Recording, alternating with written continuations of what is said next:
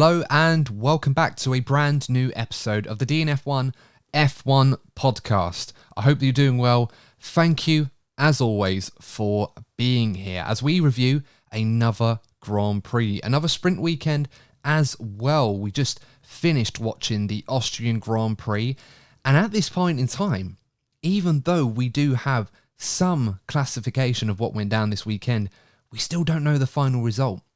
And we're going to get into why that is in just a moment. But before we do, joining us, as always, on the episode to review what went down this weekend, we have Courtney Pine and Lee Wallington, the DNF1 panel, in full force once again. And on a somber note, if I may, for just a moment, just want to tribute this episode to the memory of a young driver that we lost this week. And very, very sad news of what went down in a Formula Regional Alpine race in Spa-Francorchamps. A young driver, Delano van Hoff, sadly lost his life in an accident at this weekend's race, and we just want to share our thoughts and condolences to friends and family of young Delano. It's a very, very sad event this weekend, and of course it does raise questions regarding the safety of current motorsport cars, also the safety perhaps of the Spa circuit, as we often remember it wasn't too long ago that we were talking about a very similar fatality involving young Antoine Hubert, who was taken too soon also. And of course I think we can discuss that in a bit more depth in a future episode, perhaps at the Belgian Grand Prix preview later in July. I think that race is going on, but of course until then I think what's best right now is to, as I said, offer our condolences to those close to Delano and share our thoughts and prayers. It's such a difficult time right now and such a sad loss for motorsport. So Courtney, Lee, coming back to the Austrian Grand Prix, at the point of recording, Max Verstappen won the Austrian Grand Prix by a comfortable margin, although it was only a few seconds, but realistically speaking, that was caused by the late pit stop where he wanted to chase that fastest lap. So he had the race well under control. But of course, pole position for the sprint, pole position for the main race, winner of the sprint, winner of the main race. Right now, the young man is under complete control of the F1 World Championship. Everything he is doing right now is glistened in gold. And there just doesn't seem to be any stopping him right now. It's 5 wins in a row for Max Verstappen. And, you know, the wins just keep piling up for young Max right now. I mean, what are your thoughts following another dominant weekend from Max Verstappen and, of course, from the Red Bull team? Courtney, let's come to you first. It's just not even surprising at this point. You know, you always have to give credit to, the driver and the team for doing such a good job. But we're going into race weekends now. I've pretty much known what the result's going to be, particularly given the reliability that the cars have at the moment. So, well done to Max, well done to Red Bull, well done to the Orange Army. But yeah, there's plenty of talking points behind Max, I guess, that we can run through. Yeah, absolutely, of course. Unbeknownst to us, of course, we were kind of hoping that the Orange Army might be there to support Lando Norris. I'm sure a few of them were, perhaps in a bit more jest than anything else. I'm certainly sure Lando was very happy about that. But of course, they were out there in their droves to support their man, Max Verstappen, as he was winning on home turf for the Red Bull team once again. Lee, let's come to you on this one with Max Verstappen. As we've already mentioned, absolute dominant performance from him this weekend. We're really running out of superlatives for how good Max and Red Bull are at the moment. Yeah, it was a really brilliant performance from Max, completely under control all weekend. The only points you could argue that he wasn't under control was when he wasn't leading for those few laps when Charles was getting those laps under his belt for his statistics for the year. And obviously turn 1 of the sprint race and through turn 2.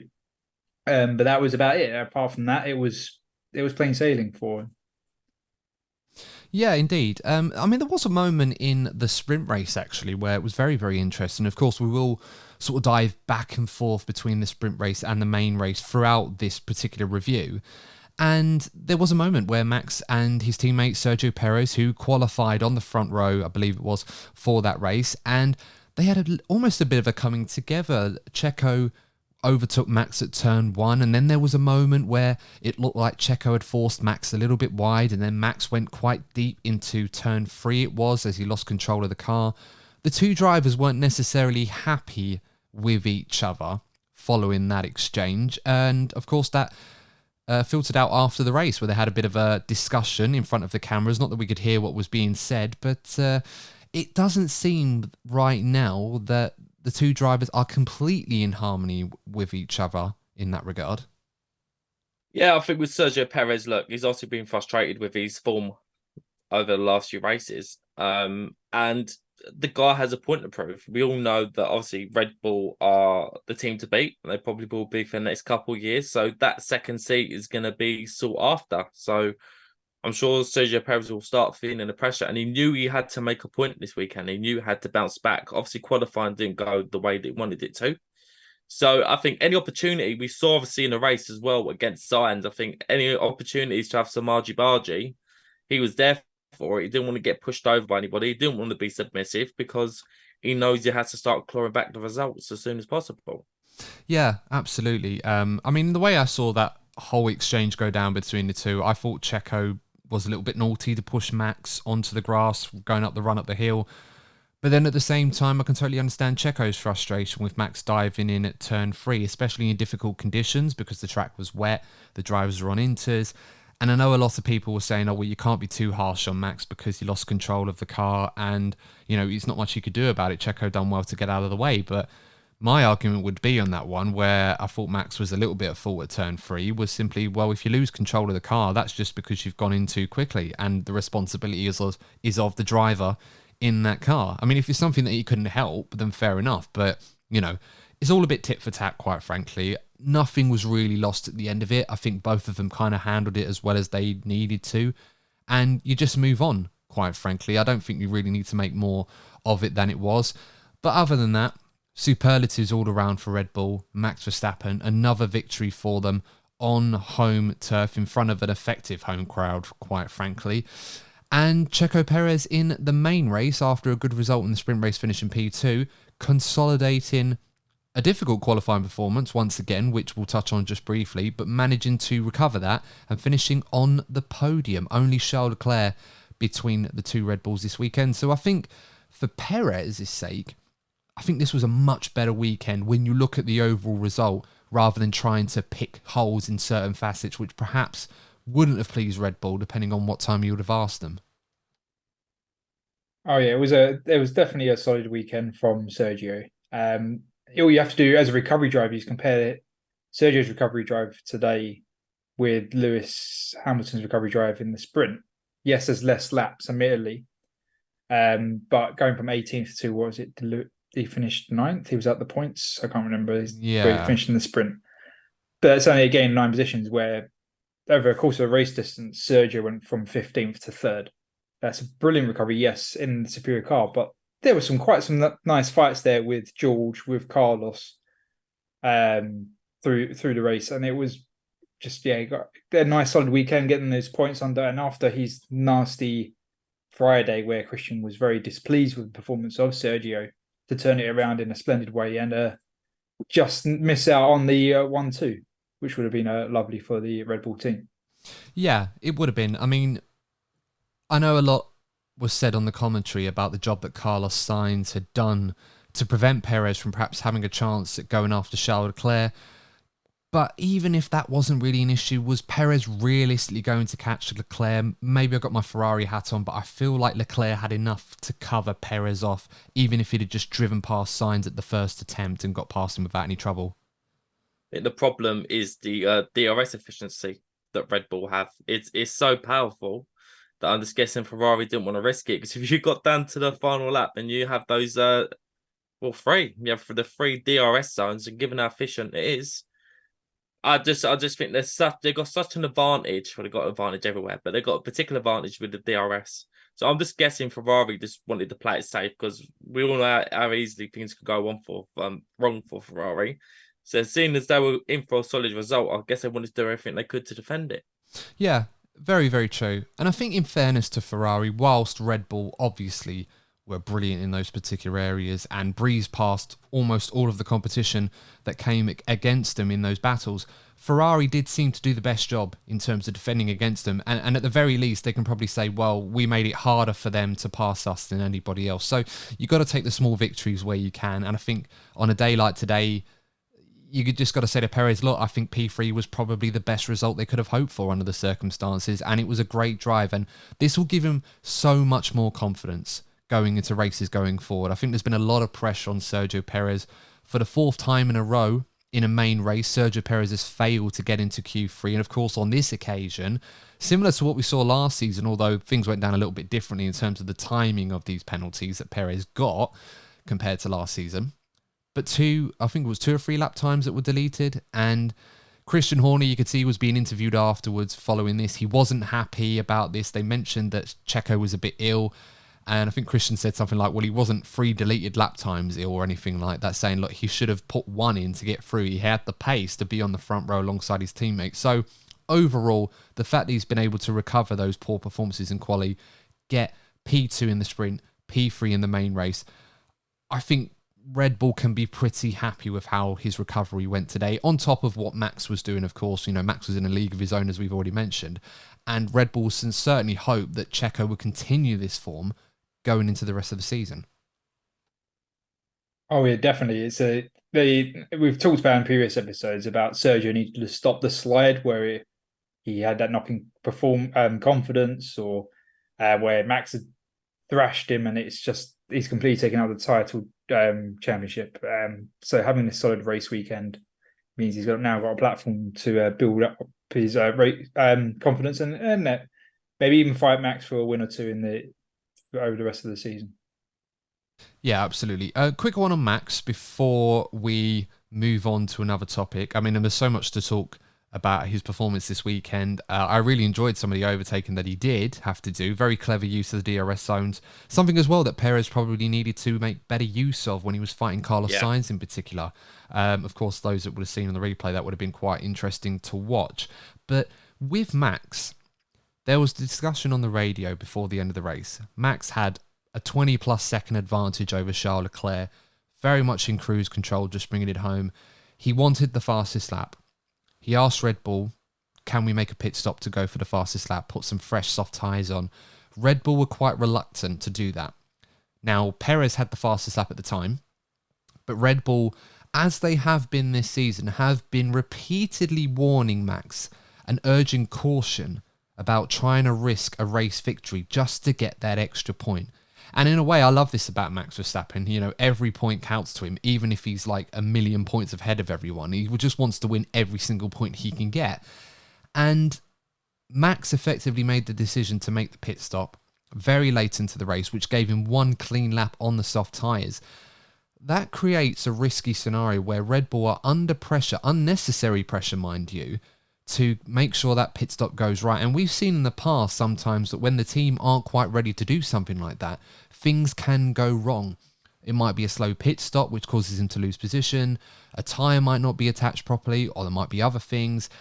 Is there a concern, potentially, where Red Bull might have to address this with Max, where someone needs to say to him, look, we understand you want every single point, but it's not necessary, and you're creating more risk and pressure for us than necessary by trying to go for points in this manner? Or do they just keep going as they are until something goes wrong, probably? I don't think so. I think given the domination that they have, and, you know, again, it's all theories. We'll never know the full pace of that Red Bull. But I just feel they have such an advantage at the moment that they can afford to take these risks. And look, we know that Max on the radio, generally speaking, if he feels that anything is wrong or the car's not performing exactly how he wants it to, he's not shy to raise it. So I think the car was in such a sweet spot that he had the confidence to go, you know what? We have this time gap, and like the fact that he was the level of domination. I think the moment summed up for me was the fact that Leclerc was behind him. So I think it's like 6 seconds behind him, and there's Max in front, weaving to get the heat in the tires in recharge mode in order to go for that fastest lap. I think for me that sums up how dominant and how comfortable Max and Red Bull are. But another thing I want to touch on with Max, you know, he was talking about the DRS detection point and that intelligence. I feel that's something that the younger drivers, well, I'm going to say the gaming generation, because I feel some of the older drivers like Sergio Perez, like I'm sure they've all played the games at some point, but I feel this younger generation of drivers actually become like a part of who they are. We know they like to do sim racing leagues. We're seeing it famously with Verstappen and Lando Norris in particular. Some of the other drivers, Leclerc, we've seen Albon as well get involved. They're playing these games so often that they will be they're in the sim racing leagues they will be in a situation where they have to think about the DRS detection point. Whereas I think some of these other drivers that don't take part in the gaming are actually a little bit slow. And we actually saw that with Sergio Perez, and that's yet another thing that Max has over Sergio. Yeah, absolutely. I think it's important to pay attention to these small details. And, you know, a lot of people will say that Red Bull dominate right now because of how good the car is, and Max is enjoying having the fastest car, one of the fastest cars F1 has ever seen relative to the competition. And of course, you can all make your own opinions on those particular statements. But the fact is that we are seeing certain facets of Max's driving, like, as you said, Courtney, those 400 IQ plays where, like when he passed Leclerc, for example, I thought that was absolutely genius, where he knew he had the pace to pass Leclerc wherever he wanted to, but he deliberately waited to pass him at turn 3. And I think it was only because Charles gave up the ghost and just went around the outside anyway to let Max go, where Max was overtaken before the DRS detection zone for turn 4, the activation zone actually, and he pulls that off. And then you've got Checo trying to pass Sainz a few times, and Checo, each time until he eventually got past Sainz, he went into that detection zone before Sainz did into turn 3 and wasn't really thinking about that. And until he did it right, he wasn't able to get past Sainz. So it's those little elements of their driving that Checo perhaps needs to be a bit more mindful of, I suppose, if he wants to bridge that gap to his teammate, who right now is in an absolute class of his own, and it's incredible to see. Let's move on to the next topic of discussion, which I think might be appropriate given what went down this weekend. But Courtney, what is making Courtney's rant this weekend? It's an easy one, and it's a word that we've all heard a million times, and I'm sure we'll keep on hearing the phrase in the coming days, and that is track limits. Why am I not surprised? I mean, on the subject of track limits, before you go on with your rant, did anyone see Ted Kravitz doing The Notebook afterwards, where he's sort of stepping over the white line, and even he was claiming to breach track limits halfway through his notebook, so he had to go back and start it again and delete the old one. Good old Ted, never changed. But yes, track limits, big topic this weekend, Courtney. And without further ado, please rant, my friend. I just feel it was a little bit too strict this weekend. The fact that we're gonna potentially have some race results change at the time of recording, that once again, you know, drivers are leaving the circuit and actually not sure where they're going to finish the race. We know the top 3 are clear, so don't have to worry about the race win being changed. But imagine if, so we say, Max did make enough mistakes to have a race win taken away. Again, it just looks amateurish from the case of running the sport. That's an issue in its own right that we've mentioned many times on this podcast. But yeah, for me, I'm a bit more old-fashioned. I think if you're so keen to punish a driver for going beyond limits, why not implement things such as gravel chaps? I'm Mr. Gravel Chap. I like the old school. If you're going to deliberately go out wide, you will get punished for it. So for me, you either got to go about it one or the other way. You either become a little bit more lenient with the track limits, or you put in some gravel chaps to say, I don't like the sausage curbs. I think the sausage curbs are dangerous. They're counterproductive. But something like a gravel chap, knowing, you know, the driver will know, well, I was going to swear then, a word beginning with S and in a T. If I go out there, I'm going to end up in the cat litter. So I just think there needs to be something to put the driver off that isn't going to be dangerous or isn't going to be... It's all the balancing act that we're always trying to find on a race weekend. Yeah, it's an interesting one because I was just looking through some of the data throughout this weekend. In qualifying, we had, I think it was 47 reported lap times that were deleted. I mean, half of them were Sergio Perez, in fairness, but even still, all jokes aside, of course, Perez fans don't hate me. Lewis got done a few times as well, though. Yeah, and in the race as well, of course, you know, as it all went down. And we saw a little bit of this last year.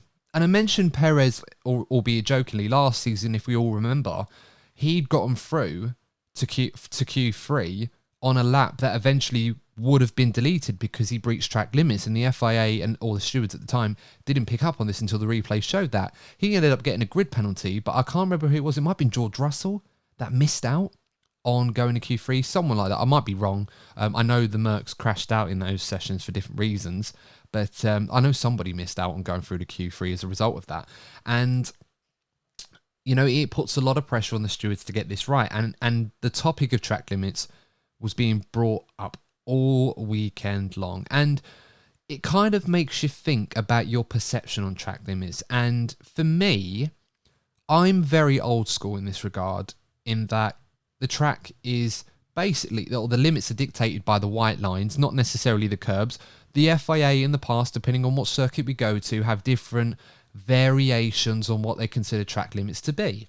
And that's fine, because I think as long as you make that communication clear to drivers and the teams throughout the weekend and you stay consistent with those, it should be okay. We saw this in Bahrain a couple of years ago with Max and Lewis, where on one day there were strict on track limits for a certain area of the track. On the race day, they were much more lax about it. And I think the lack of communication confused a lot of people.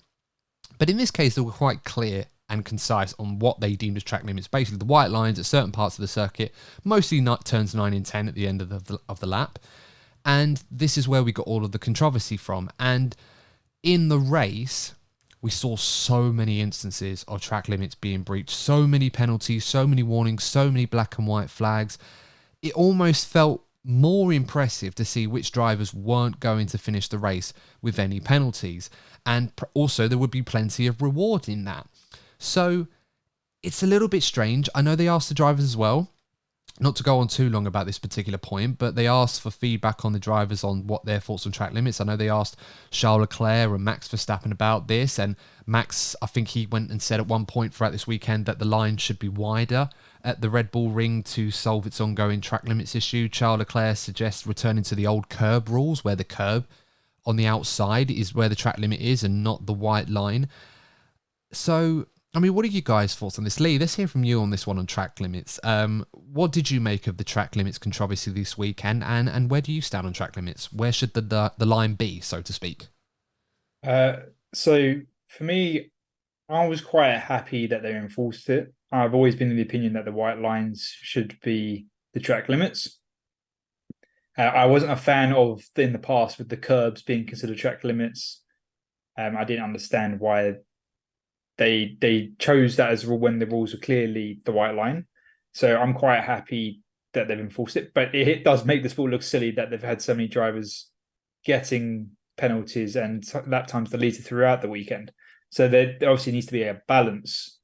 But I probably do agree with Courtney that they need to probably look at gravel tracks. But because through the sprint race, when it was wet, there wasn't that many drivers touching the white lines. So they know how to drive without touching the white lines. It's just obviously in the dry, it gives them more lap time if they push it a bit. So the fact that they can do it, they choose not to do it, means that the risk reward for the driver in the dry is not as high as it should be for them not to do it. So having gravel traps, making the curves smaller, so there's more punishment for going across them. Or you've got a warning, you've got a warning, you've got a warning. Yeah. Or you've got a black and white flag warning. It's a 5-second penalty. It's like, you do it once, tough, that's it, you're in the gravel trap. You spin out. There you go. Yes, it may cause a safety car, because especially on the momentum in which tyre you may spin and which causes an accident, admittedly, yes. But you're out, that's your punishment. But if you're super lucky, you may actually get back to the track and may make up, change your tyres, and you may make up the places again. But I do think it's the right thing to do to enforce the white lines. Yeah, it's a tough one because, you know, the drivers are always going to push back on track limits, and it's not surprising in Austria, because we had this issue last year where the drivers were saying, look, the track limits are a bit too harsh, we need to try and widen it a little bit. But then the FIA will say, well, no, we don't want you taking liberties. You guys are the best drivers in the world at what you do, and you should be able to stay within the white lines. I don't see anything wrong with that personally. I think, as someone that used to do a bit of racing themselves, I'm absolutely an advocate for that sort of things. I think if you can't keep it within the white lines, then you're going too fast. You need to deal with that. I think, and introducing gravel traps, perhaps at turns 9 and 10, like we used to have years ago, may be a possible solution to that, because the drivers aren't going to take liberties going onto the gravel if it means it's going to beach the car or crash it. There might be some safety reasons behind why they've gone against that in recent years, and that's understandable, but there definitely is a bit of a battle going on between how they should enforce track limits at this particular circuit, and also how to mitigate people breaching it quite regularly. And that seems to be an issue in the race today, because we had so many incidents where drivers were breaching track limits. There were penalties handed out left, right, and centre for loads of these things, black and white flags. It was absolutely ridiculous, quite frankly. You used to see a new notification. It was almost a case of, okay, it's like playing bingo or something. Like, which drive is it going to be next that's going to get penalised for? I think Hamilton got a penalty after about 10, 11 laps after breaching track limits. And then the rest of the race, after Norris originally reported Hamilton, you had Hamilton on the radio reporting this incident and that incident and this incident and that incident. And I know the broadcast focuses mainly on this, and it has the potential to set a narrative, even though it's not fair, because other drivers would have been doing that too. But it's Hamilton. If he moans about something, you're going to hear about it on the broadcast. That's just how it goes. But absolutely crazy stuff. I'd love to get people's thoughts on what they thought about the track limits debacle this weekend. But moving on to why we're talking about track limits, and I think it's important here, because this is why the race result is not 100% confirmed yet. So as we're talking at this point in time of recording, we don't know the final race result. And I want to explain why. So after the race, Aston Martin lodged an appeal at 5:30 local time, I think it was, or 6:30 local time, either way, it doesn't matter, to the stewards. And basically their complaint was that they wanted to appeal the race result because not all of the infringements of track limits violations had been investigated and accounted for throughout the race. So we had that review, and the appeal was upheld by the FIA, and they were conducting a full review of all the infringements of track limits throughout the race, and that was ongoing at the point Aston Martin made the appeal. As a result, it means now that they are currently totting it all together to see what the final result is going to be when certain infringements that weren't punished are going to be punished, and then adding on penalties, subsequent penalties, if you like, to race times and all of that stuff. Eventually, we're going to get to a point where any moment, at some point in this podcast, we may even get it, where we get the final result and I'll be able to confirm that and we'll go from there.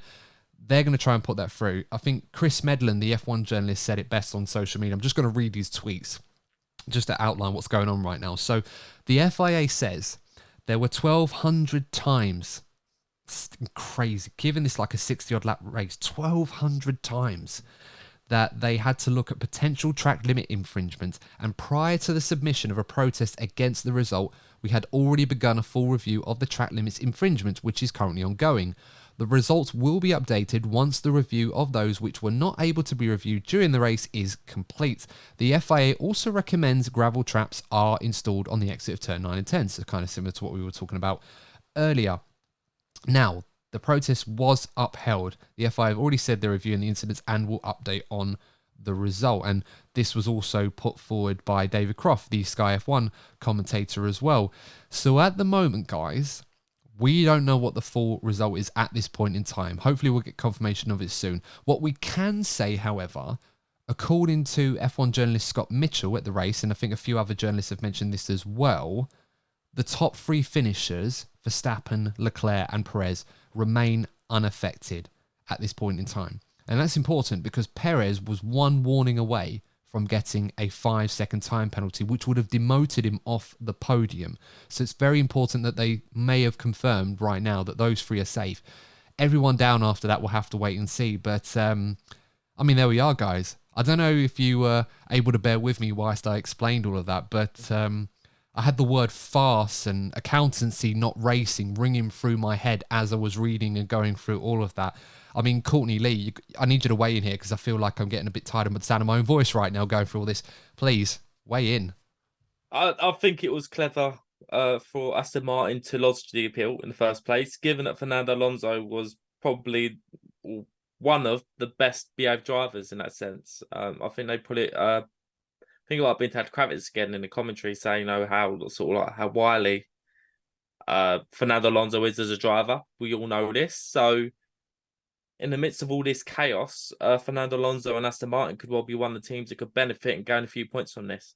So I do think it's a clever ploy from the Aston Martin team to put on the appeal, and until we bring on the gravel traps that we all the three of us seem to be keen for, there does need to be a deterrent. So I think it's really good that Aston Martin have done this. And what about you, Lee?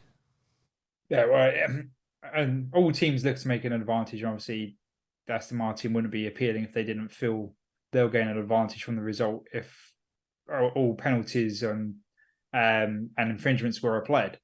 But when I saw the announcement, I was like, I know you just confirmed the top three are fine. I was like, is Fernando Alonso going to win the Austrian Grand Prix by infringements and penalties? And I was like, if any driver was going to win it in that style, it would be Fernando, because that's just going to be. Obviously, it's not happened, but that's just the first thought I thought of when I saw it. And it's like, okay, but let's see where the Aston Martins end up. That's for sure. I'm sure they'll be trying to gain a few extra points. Yeah, I mean, that would have been the IQ player of the season if, after everything that had gone down with track limits this weekend, Aston Martin ended up winning this Grand Prix. As I said, all I can reiterate from what we've heard is that Verstappen, Leclerc and Perez are safe as the top three. So that won't change. And I think some Ferrari fans out there are hoping that Max might have got a 5-second penalty. Even if he did, he still would have won the Grand Prix by a tenth of a second. That fastest lap that he put in could have proven to have been much more important and close than Red Bull would have liked personally. But it seems that at least those three are safe. So we'll have to wait and see how that all goes down.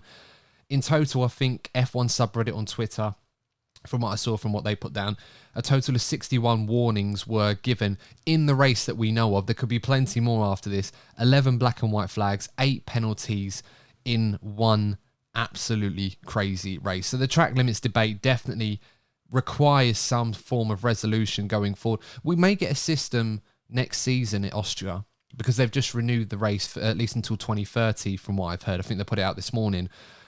We could end up with a scenario, guys, next season where the same track limits rules apply. And because of that, the teams may be a lot more strict on it, and we may end up with a less crazy race. I don't see that being likely, quite frankly. I think so much has gone on this weekend where I don't think even the stewards would want to have to go through that level of detail in order to establish a final race classification at the end of it. Yeah, well, the fact that in the statement that you read earlier that the FA have recommended gravel traps at turns 9 and 10, normally circuit hosts normally act on the FA recommendations. So we may be lucky that next year or in the coming seasons there will be gravel trap, and that will minimise most of the infringements in future years. Yeah, at least I hope. No, absolutely. I certainly hope so as well. Let's move on to another talking point, and let's talk about Ferrari, because this was a very good weekend for Ferrari. Good pace in qualifying, good pace in both the sprint and the main races itself. Carlos Sainz getting on the podium in the sprint. A little bit unlucky not to be on the podium for the main race this weekend, but again, his consistency is showing through. Charles Leclerc, however, not a great Saturday, must be said. He got bogged down in a battle with Lando Norris and Esteban Ocon. It kind of ruined his sprint race weekend after his grid demotion, following impeding Piastri, I believe it was, in the sprint qualifying shootout session. But overall, a great weekend for them. P2 for Charles Leclerc, P4 for Sainz in the main race after a P3 in the sprint, as we mentioned earlier on. Some big points for Ferrari, which now puts them 20 points at the point of recording. Of course, this could change after the final classification comes out, but they're back in the fight with Aston Martin and Mercedes. And we saw certain improvements from Ferrari, particularly with their race pace in Canada.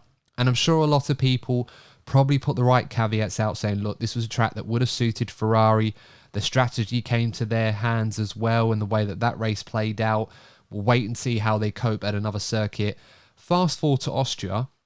Ferrari once again looked strong in quali as we expected, but their race pace was also very, very good. And quite frankly, with the exclusion of Max Verstappen, Charles Leclerc was also in a class of his own, perhaps Sergio Perez being the only driver for the majority of the race that could have challenged him on that. I think you've got to look at that as a big result for Ferrari. That 800th podium as well. Ferrari's certainly looking like they're on the way up at the moment. Yeah, in terms of raw pace, they've definitely made the right steps forwards. Be interesting to see if Ferrari will be one of the teams looking for a race to win a raw pace by the end of the season. Time will tell, obviously. But obviously, I don't want to forget about Carlos Sainz in this. I think Carlos Sainz was actually really good today. I think in the race preview, we were talking about, making a magic wheel for Ferrari mess ups. Let's not forget there was one because of the slow stops. They wanted to double stack instead of letting Carlos Sainz go. This seemed to be the right strategic play, to be fair, but the slow pit stops did seem to harm Carlos Sainz quite a lot. And he was challenging Charles at the beginning of the race. Let's not forget that. So I do feel that Carlos Sainz was in line for a much better result. And if anything, and that sounds like I'm trying to put it down on the weekend, but I think if anything, the results that Ferrari actually got aren't a true reflection of the raw pace they had this weekend. No, probably not. I think Ferrari will be a little bit disappointed, at least in the main race, that they weren't able to get a double podium. I think the pace was probably there for them, just about, given where Perez had started the main race today. Carlos Sainz taken to social media to basically express his thoughts on how the race went down today. He said he wasn't happy with P4 as he thought that they deserved a podium. The race was compromised by the first stop. Of course, remembering the VSC where Ferrari had to double stack, we had 2 slow pit stops for both himself and Leclerc, which cost him time. He tried everything to recover, but got the penalty and couldn't defend from Checo at the end. Positive weekend overall, though. Good progress. Lee, would you agree with Carlos Sainz? He seems to be putting a lot of emphasis on the early pit stop issues that Ferrari had under the VSC that potentially could have cost him P3 today. Would you agree with that?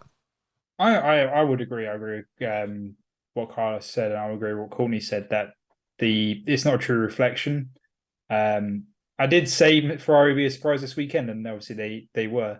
But I think the strategy call of holding position earlier on in the race, which Carlos kept trying to say to the engineers, I want to, basically, I'm the faster driver. There's like, no, hold. I think it was the wrong choice. They should have swapped and see what Carlos could do. Team, if they're solid teammates, will swap position back. And admittedly, Carlos may have not got the 5-second penalty if they'd allowed Carlos to get ahead because he was pushing because of the slow pit stop. All these variations that could have not have happened to Carlos's race and that could have enabled a double Ferrari podium. But I feel the decision not to let Carlos have a go when he was the faster driver at that period of the race. Yes, you could argue it was the DRS giving him that advantage, but we don't know because we didn't let him pass. And Charles could have let Carlos pass in a position that he didn't lose track time. So I think that was a mistake on Ferrari's part to at least have a go for the race win. Yeah, they just gave it up, but they didn't even try. So I feel that was the thing that was wrong for the race weekend, which really hurt Carlos with the double stack as well, being in position that he couldn't fight and gain track position. Yeah. But secondly, I do want to add on the Ferrari strategy that there was a moment that I thought they'd blown it when there was speaking to Charles about, do you want to do a third pit stop? And he's like, no. Yeah, that was weird. I was like, are they tires that bad that they're going to do a third pit stop and everyone else is doing 2 stops or 1 stop? And it's like, Ferrari doing 3. But they've given the lad PTSD, for goodness sake.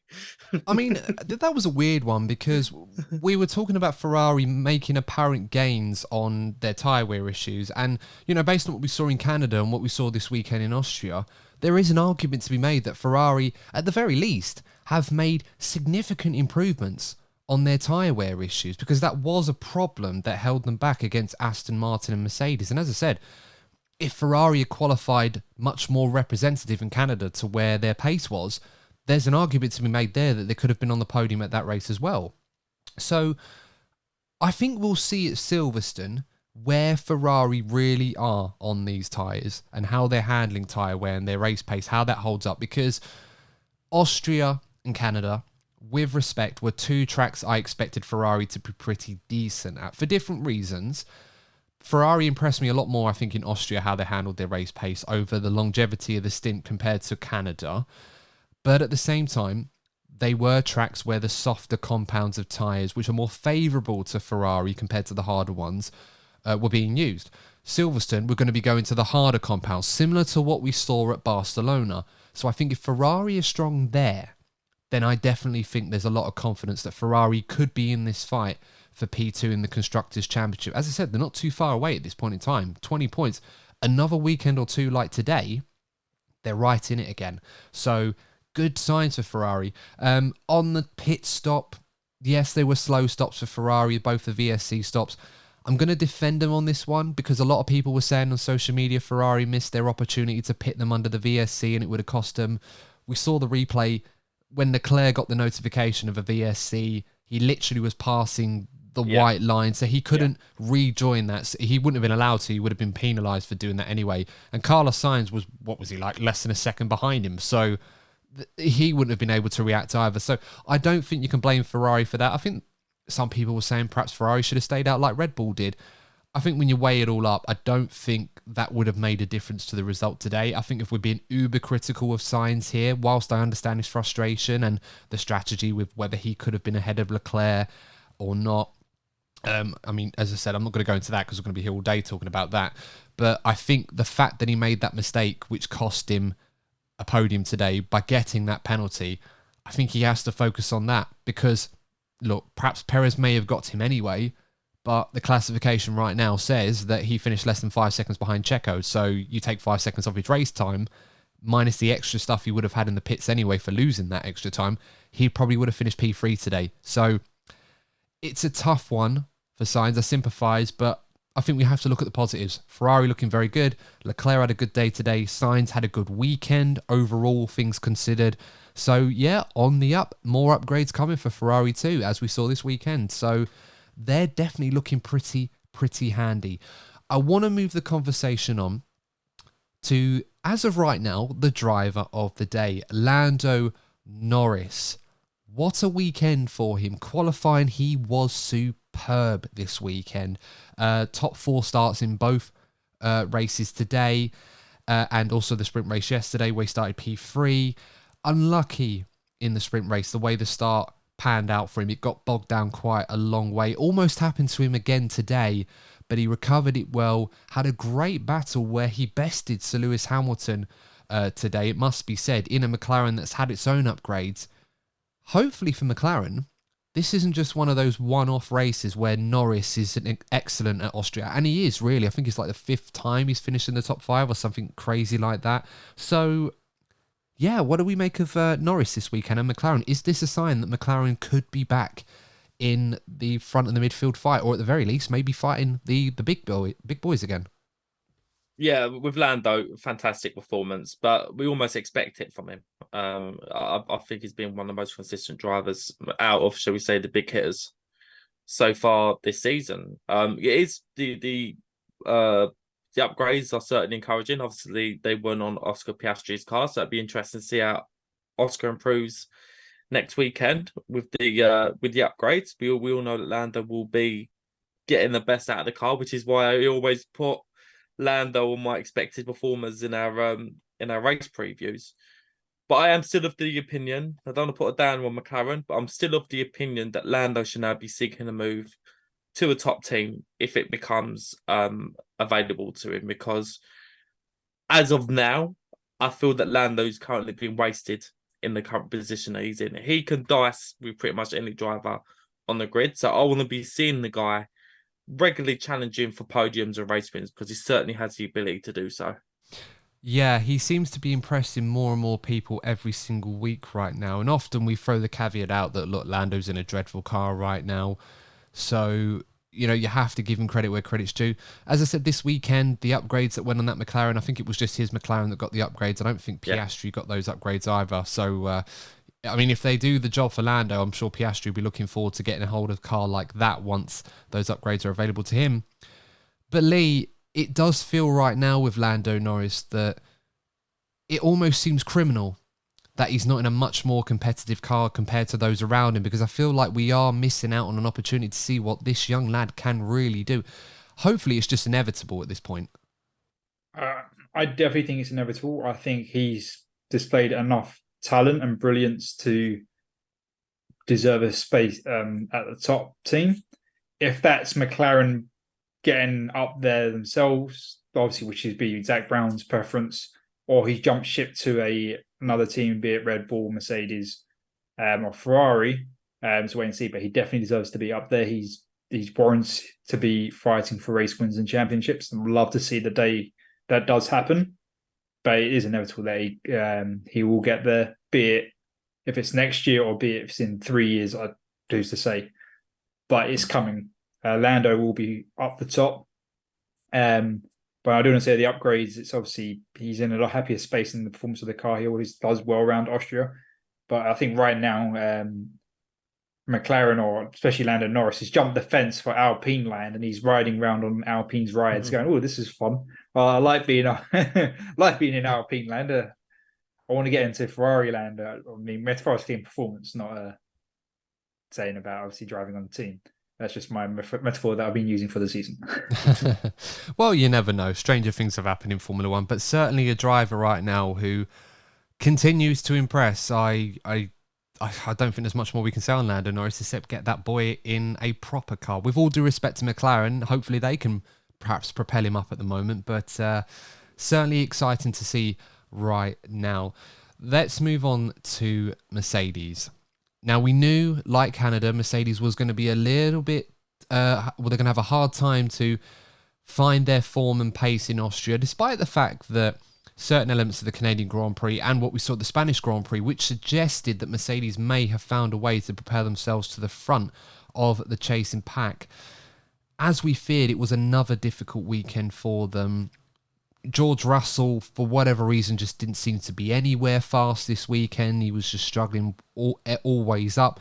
Didn't make it through to Q3 on either sprint qualifying or the main race qualifying.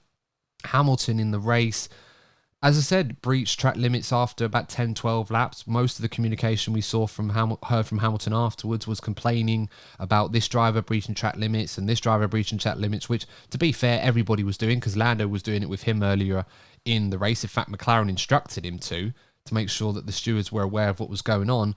We even saw Toto Wolff getting on the comms saying to Lewis, "Look, we know the car is bad right now, but please just drive the car." You know, it's like, "I'm fed up of hearing you moaning. We get it. It's tough, but just go and do the job and we'll deal with it afterwards." And following the race, Toto was saying like the car is not really doing right now.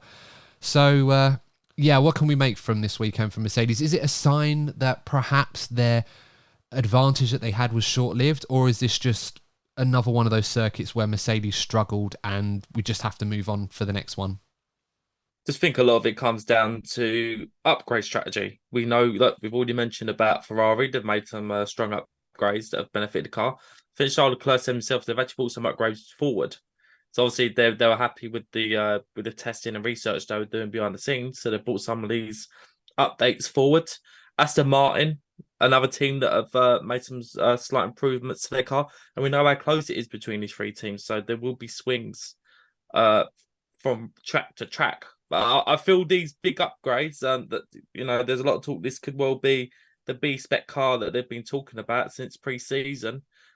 These upgrades are going to be season-defining for Mercedes, because I feel if they don't make any real momentum with these upgrades, they could find themselves falling back in this tight battle. Because at one point I had Mercedes down as finishing second in the constructors, and these upgrades that are coming could define them finishing second or fourth, given how close things are. So yes, this week was horrible. This race was horrible for them, but it could be, emphasis on the word could, be completely different with this B-spec car in Silverstone. Yeah, the hope will be for Mercedes that, Barcelona wasn't just a one-off and that Canada and Austria aren't reflections of where Mercedes really are right now, because this battle for P2 has swung quite a few different ways over the last few races. I mean, as we said, before it looked like Aston Martin were the favourites, and then we went to Barcelona. Mercedes very much had the upper hand there after their upgrade package in Monaco. And then Canada, even though Aston Martin got the result, the assumption was that perhaps Ferrari may have edged ahead of both of them in regard, and we saw that even more emphatically this weekend. Lee, in your mind, where do you see this going after perhaps the summer break right now? Because it feels like all three of them are quite close to each other. But Mercedes, there's always that talk, as Courtney's mentioned, that there's going to be a huge upgrade package coming at Silverstone, where after improvements that have been made to the concept change that we saw in Monaco, Mercedes may, like Ferrari, have understood this concept better to introduce a proper package. Do you think there's confidence right now with Mercedes that perhaps after Silverstone and the summer break, they could find themselves again in that position where they have the advantage over their rivals? Well, if I recall a few weeks ago, when they brought the upgrades, kind of feels Monaco or Barcelona, Toto Wolff said they've got their upgrade plan. There's Silverstone, then there's going to be another package after the summer break. Obviously, the last two races haven't been too great for them, but there could be a concern that Barcelona was a one-off. But they know from their data, if they're seeing their results, which obviously from the previous iteration, they weren't seeing what they were expecting in the simulator on the track. So if they're seeing that their data is marrying up to what they're actually experiencing, that will give them confidence that at least they're understanding the aerodynamic performance a bit better. And that obviously that means the upgrades are more likely to work. But as Courtney did say, that Silverstone is going to be a key indicator. If these next batch of upgrades don't work as they expect them to, then they could be lost down the tunnel or molehill, whatever you want to call it. That they've gone down the wrong direction again with this new concept. So Mercedes need this concept next upgrades to work, to know that they're going in the right direction, not just to obviously close the gap, but for their own sake of time as a team. Of we know where we're going, because at the moment this weekend, I think Mercedes were very lost on how to extract the performance from their car, which obviously bowled over with Lewis's complaints on the radio. But it's getting to the point after the summer break that Mercedes, if they don't see any iterations, if they're not already, be working on next year's car, because it's just they just seem to be so lost at the moment in the last two races. Sorry, Connie, you look like you wanted to weigh in there. Make, sorry, Adam. Yeah. With the Mercedes, with the current characteristics of this Mercedes, it's going to sound like I'm making excuses here after the typical, Mercedes fanboy, da. Let me elaborate. We know that despite the improvements compared to last year, Mercedes compared to the competitors still seem to have the edges to car. They have the biggest sweet spot, but it's certainly the edges. And I feel that with the race format this weekend, with not as many practice sessions, enough time to practice, I feel they went wrong with the setup. Obviously, that's down to Mercedes. That's a weakness to their car. But I do feel that the format of this race weekend didn't give them the chance to find that sweet spot compared to how they were able to in previous races. Yeah, it's a tough one, because one thing we've known about this Mercedes concept, despite the fact that it has changed to something a little bit like a Red Bull, I don't want to say it's fully like a Red Bull, because I think Ferrari recently and Aston Martin have gone down that route. Mercedes is still sticking to their guns to a degree, at least for now. It might change a lot more next season when they can sort of, change the chassis and other elements that we're not expecting to change this year in a cost cap era. But this car is still very draggy. And on a circuit like Austria, that was always going to be an issue. And perhaps it played a huge part today and this weekend as to why Mercedes were a bit off the pace compared to Ferrari. And, ultimately they were still beaten by Aston Martin, which I think surprised a lot of people, because Aston Martin, or at least particularly at Fernando Alonso, they were never really in the frame. You only ever really saw parts of them throughout this weekend. It was only until the race results come out, and then all of a sudden you think, oh, Hamilton finished behind Alonso. Didn't see that coming. Like, it just comes out of nowhere. So, yeah, I think we have to be a bit more patient with Mercedes. There's certainly more to come. And I think we're going to start to see the picture of who has the advantage between those three teams and who's best placed to challenge Red Bull going forward as we approach the summer break. We may not even know until after that at that point, but of course we'll talk about that in due course. Quick note on George Russell this weekend. As I said, didn't really seem to be anywhere this weekend, but he got P8 in the main race. He got P8 in the sprint race, managed to do a great job to be the first on the soft tyres. and take that gamble. It worked for him to a degree. I mean, what do we make of him of late? Because I don't want to put too much critical pressure on him, but it does feel like Hamilton is starting to edge away from Russell a little bit in terms of ultimate performance at the moment. Is that something you guys are seeing? Is that a concern for Russell going forward? Yeah, there is a slight, I feel slight drop back in George's form. And obviously, if Mercedes are going to take steps forward, the difference in that performance could well make the difference. We've been saying it all season, you want to have both drivers at their best because that can make the difference between finishing P2 and P4. So Mercedes are going to need both their drivers to be on their game. We've seen Carlos Sainz and Leclerc, both of them were on point this weekend.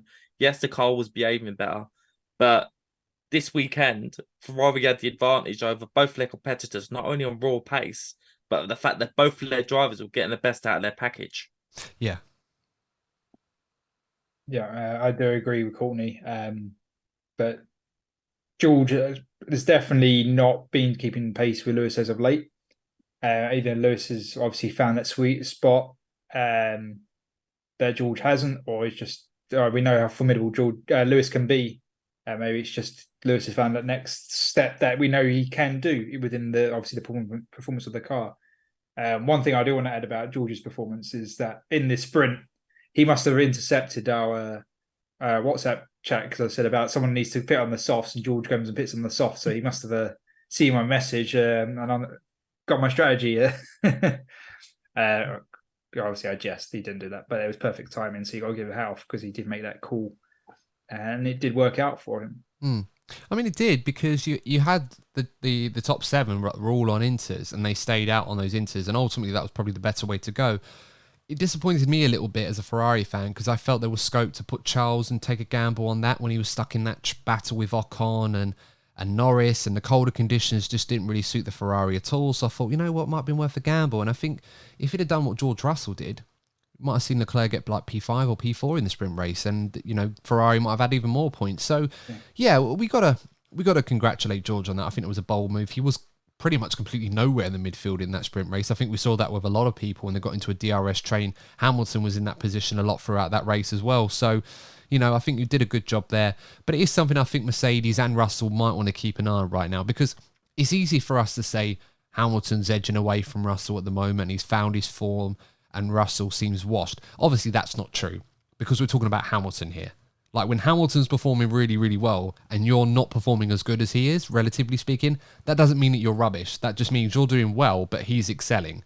And I think we're starting to see that a little bit. And I think we need to cut George some slack here because he's only got room to grow. So I don't want to be too hard on him. Yeah. Quick update. Chris Medlin has just tweeted about 10 minutes ago. So we're having this discussion. I was keeping an eye on things whilst we were talking about Mercedes. He's put an update saying multiple penalties are to come as a result of the new infringements that were reviewed, and the documents are nearly ready from what he is told. We haven't got official confirmation yet. Well, hopefully we will do by the time this podcast comes to its conclusion. I know we're an hour in at the moment, but as obviously it's a sprint weekend, so these episodes are going to be a little bit longer. We will try to see if we can get you an update before the end of this episode. Just having another update at the moment. Each penalty will have its own document. Oh boy, oh boy, oh boy. We could be here a while. It's a shame. It's a good thing this isn't a live stream. I have loads of stuff to talk about this weekend, as we often do. Let's move on to the next topic of discussion. Hopefully we can have an update for you guys before the end of this particular episode. I want to talk about Gasly this weekend, because we haven't really talked much about Pierre Gasly at the moment. I think Esteban Ocon has very much been the highlight for Alpine at the moment. We've got a solid P7 in the sprint race to get some nice points for them. Gasly, obviously, been a bit unlucky of late, but he managed to get it in P9 provisionally. Of course, we'll have to wait and see what happens. This could be completely redundant and he ends up losing a few places because he gets about 10 seconds worth of penalties. But a P9 nonetheless. What do we make of his performance today? Was this potentially an opportunity for him to perhaps get back into the good books again and pick up the form? Because he very much had the beating of his teammate today compared to how it's been of recent weeks. Yeah, look, he's joined a new team. He's gone from being the star boy at AlphaTauri, and he's gone to the Alpine team against, it's been highly documented. There's a little bit of history between him and Esteban Ocon. So he's gone into a new environment, an uncomfortable environment, and maybe it's just taken him a while to settle down into the team. And maybe, just maybe, we might be starting to see some on-track battles between him and Esteban in the coming races, because it's something we've been waiting a very long time for. So an informed Pierre Gasly can only be a good thing for the general spectacle. So just got another update, guys, as we're going along. They are coming in thick and fast. So the FIA has released a new document. 83 lap times have been deleted in addition to what we had already. So now we're going to have to wait for the penalties to start coming in. So hopefully it could just be a matter of however long it takes me to hit refresh on Twitter. So that's almost doubled, because didn't you say 67 in a race? No, so that was 47 in qualifying. 47. And that was main qualifying on its own. 83 additional lap times were deleted following the review of the race. So we could start to see some penalties coming in. As I said, I'm just looking through right now. Fortunately, Elon Musk has decided to return Twitter to what it was recently. So I don't think we're going to end up with the exceeded rate limit. I certainly hope not. Otherwise, none of us are going to know who won this race at the end of it all. But yeah, so hopefully we will get the results soon. Sorry, guys. I know this is a little bit all over the place at the moment. So hopefully we'll have an update for you soon. Lee, we haven't gone to your sympathy pit lane. Let's move on to that so we have a bit of structure back to this episode. So who is making your sympathy pit lane for this weekend? My lucky individual to be in the sympathy pit lane, if you call it lucky, is Nico Hülkenberg. I feel really sorry for him this weekend. He's qualified brilliantly throughout both qualifying sessions, and they just didn't get the results that immediately the car does go backwards in the race.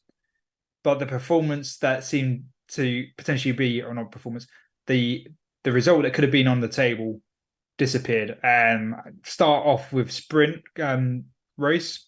Obviously, brilliant qualifying to get where he was, and a great start to the sprint race.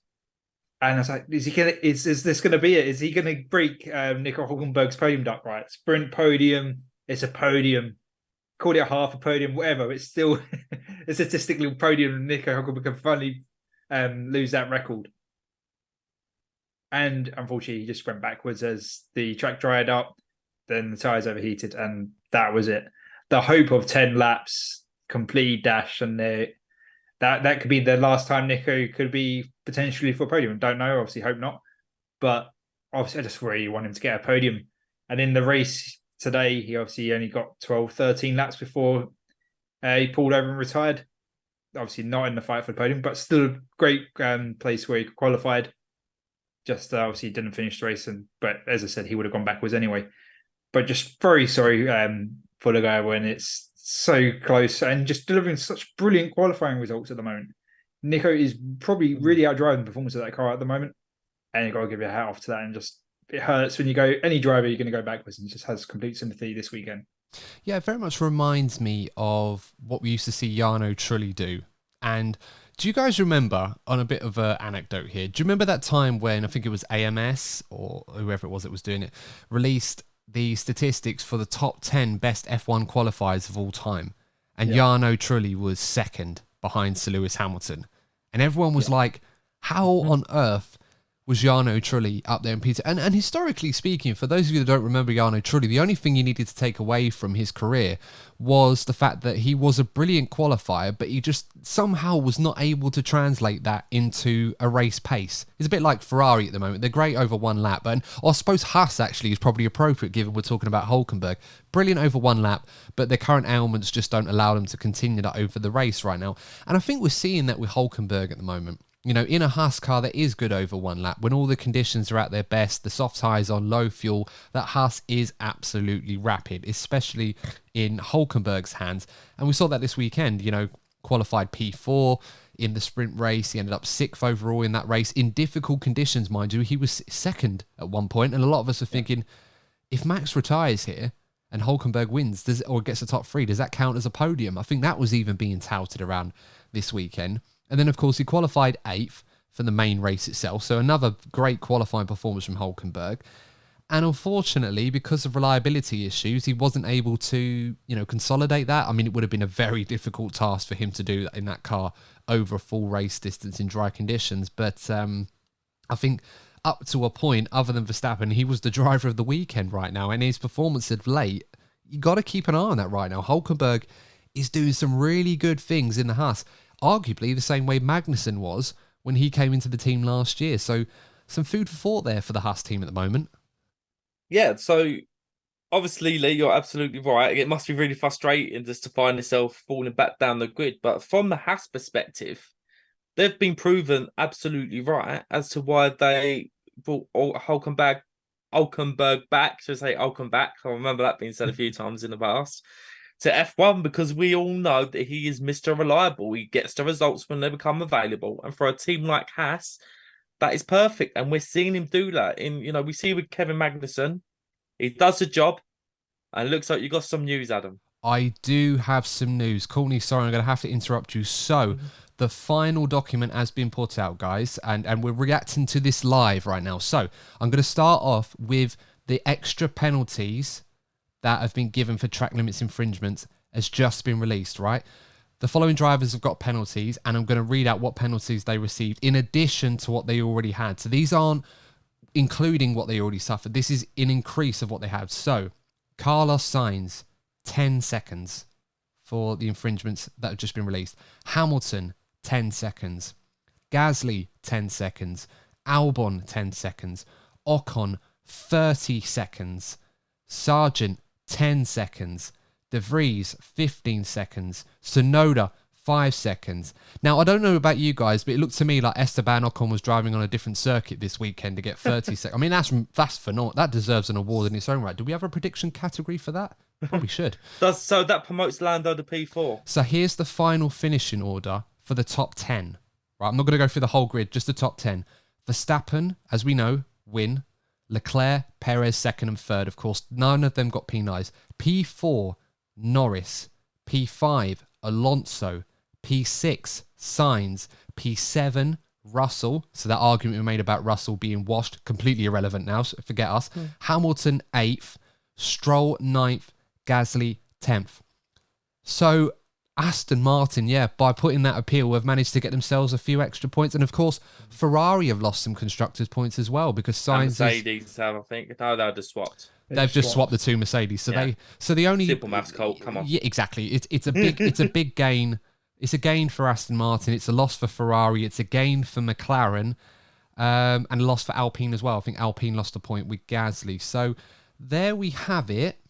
That's the top 10, I believe. And this is according to Philip Horton, F1, the F1 journalist. So that's where I've got that information from. I'm sure the FIA will pull out their final classification. I think everyone else is putting on social media now, except for us, because we're too busy recording a podcast right now. So take that what it's worth. Anyway, so that is the final top 10 order. Those are the point scorers this weekend. So, some big moves. Just to confirm, Hamilton down to P8 behind Russell, Gasly down to P10, Sainz down to P6, Norris up to P4, and Alonso up to P5. So a lot of changes there.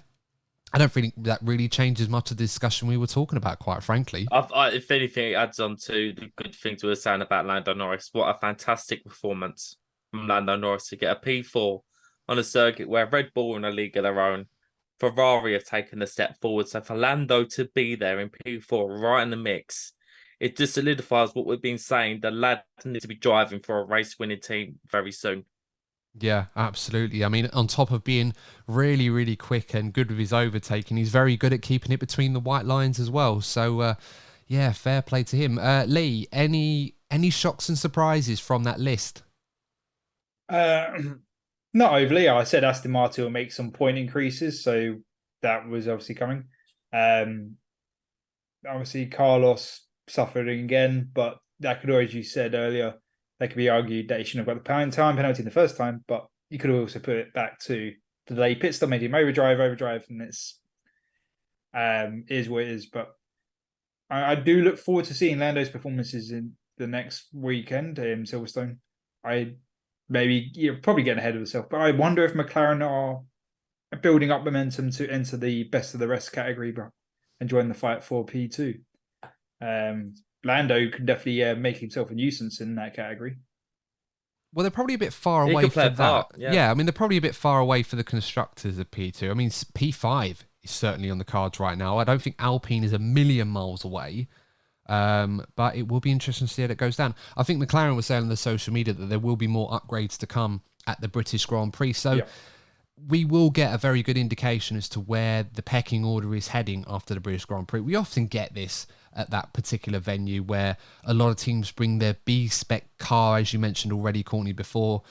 So, I mean, we've seen that already with a few teams this season, Mercedes included already. So we're going to get lots of different variances here. We'll have to see how it all goes down. It's very exciting stuff.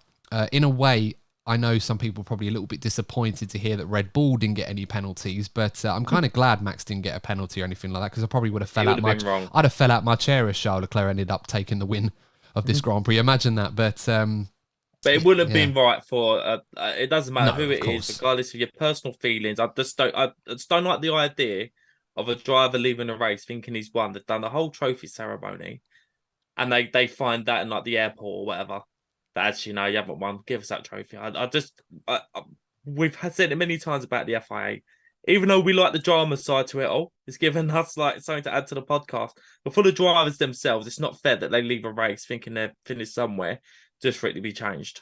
Yeah, I think you have to cast your mind back to, what was it, 2005 in the Brazilian Grand Prix, where Raikkonen had the win, but then of course he was overtaken by Fisichella in the Jordan. They had the count back, and then Fisichella ended up getting the win after all of that, and of course had to give him the trophy 2 weeks later on at Imola or something crazy like that. I can't remember exactly where, but yeah, crazy stuff. And of course we don't want races won and lost in the steward's office. We want it won on the track. So there we go. We managed to string this podcast out long enough to get the live reaction to the formal final classification after the 1,000,001 penalties that were awarded out, half of which were Esteban Ocon. Honestly, I want to know what track he was driving on this weekend. 30 seconds. That is insane. But there you go. Let us know your thoughts, guys, on all the topics discussed. I really am intrigued to hear your thoughts on the track's limits discussion. But of course, in order to do that, you have to follow us on the DNF1 YouTube channel. Subscribe to the channel if you're new. Like the video if you can. That would help us out a lot. And of course, don't forget to leave us a 5-star review, if anything, for the live reaction to the amended race results. I think that is Got to make a short out of that, Adam. I will certainly try to. Things are busy at the moment. Of course, I'm actually going to the British Grand Prix this next weekend. So, of course, if any of you, by chance, are actually listening to this and going there yourself and try to find me, I'll be happy to say hi. You're gonna do any kind of vlogging, any social content creator stuff whilst you're there? I think our listeners will be quite happy to know that no, I'm not going to do that, and I'm not doing this to slate any content creators that want to do that sort of thing. They're more than welcome to. I'm just going to go there as a fan and just enjoy being at the British Grand Prix rather than trying to make content out of it or treat it like a job, because this is just a passion project for us. We do this for fun. Exactly. And I just want to go there and enjoy myself, and then we'll be back with the normal service, of course. But hey, I'm rambling on at this point. Our British Grand Prix preview, we'll record that on Tuesday. So that will be going out Thursday, heading up to that Grand Prix. And of course, as I said, if you guys are down there and you happen to bump into me, say hi. I'll be happy to talk F1 with you, wonderful lot. But of course, until then, guys, without further rambling on, stay safe as always. Thank you so much for tuning in, and we'll see you in the next episode of the DNF1 F1 podcast. And remember, as always, if you're not first, you're probably DNF1. Thanks for watching and take care. See you soon. Goodbye.